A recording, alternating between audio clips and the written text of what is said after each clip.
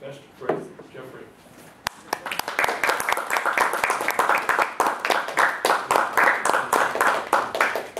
Thank you, Mr. Toastmaster, ladies and gentlemen. Here in America, we're in the middle of another presidential campaign season. From now until November of next year, we're going to hear all about who's running for president and what the next president should do. Because it is such a long time from now until when the election is actually held, I felt it would be nice tonight to take a fun and nonpartisan look at this topic by focusing in on why the next president should have a dog. Specifically, the next president of the United States should have a dog because it is traditional, there are political benefits, and there are also personal benefits. But first, the traditional aspect. There's no official custom stating that every president has to have a dog, but many of them have.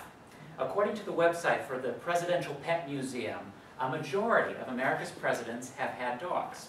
George Washington was the first, and he didn't have just one dog, he had 17, all of them hounds.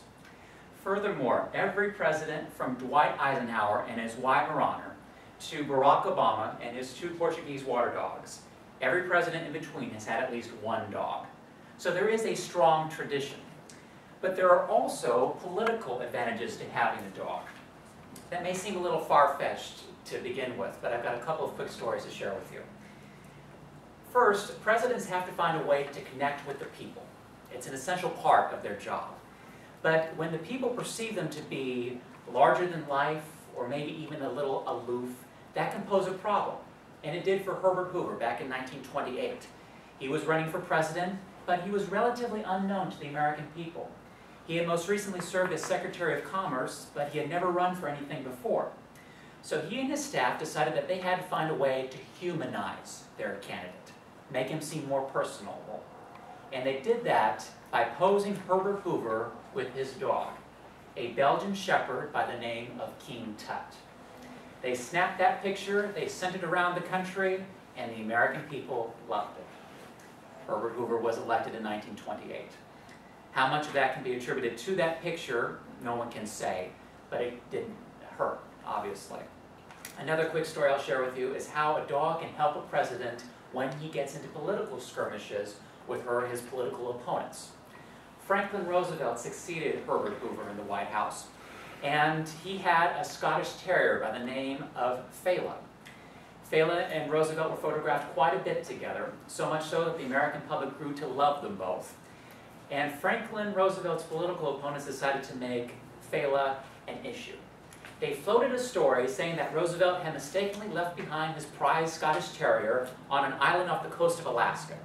And when he realized that mistake, Roosevelt allegedly sent the United States Navy back to that island to retrieve his Scottish Terrier, Fela.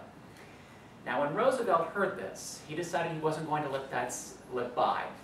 He decided to make a point of addressing it in a speech from the perspective of his dog. I'll read you a portion of his address. Quote, "You know, Fela is Scotch, and being a Scottie, as soon as he learned that the Republican fiction writers in Congress and out had concocted this story, his Scotch soul was furious. He has not been the same dog since. I am accustomed to hearing malicious falsehoods about myself, but I think I have a right to resent, to object to libelous statements about my dog." Now you can listen to that speech in its entirety on the Internet Archive website. And in that recording, you can hear loud supportive laughter throughout that entire section. So in that speech, Roosevelt was not only able to debunk that story, but also gain some political points heading into the 1944 presidential campaign. So dogs can help out a president politically. They're also traditional, but more importantly are the personal benefits to having a dog. By a show of hands, how many of you at one point or another have had a dog in your lifetimes? Okay, quite a number.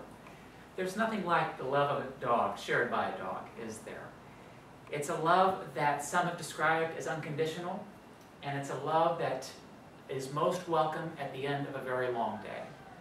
And presidents tend to have quite a number of very long days while in office. And we can tell how much they appreciate their canine companions by listening to how they describe their friends. George W. Bush also had a Scottish Terrier by the name of Barney, and unfortunately Barney passed away a couple of years ago. According to the Washington Post, George W. Bush released a statement which eulogized his friend. It read in part, quote, "Barney and I enjoyed the outdoors. At Camp David, his favorite activity was chasing golf balls on the chipping green. Barney guarded the south lawn entrance of the White House as if he were a Secret Service agent. He wandered the halls of the West Wing looking for treats from his many friends. Barney greeted queens, heads of state, and prime ministers. He was always polite and never jumped in their laps. Barney was by my side during our 8 years in the White House. He never discussed politics and was always a faithful friend." And just by that last sentence, you can understand how much that one dog meant to this one president. And, you know, by proxy, how much dogs appeal to their owners as well, how much of a kinship there is. So overall, the next president of the United States should have a dog because it is traditional, there can be political benefits, and there are also personal benefits. Come November of next year, let's hope the candidates take this message to heart. Mr. Toastmaster.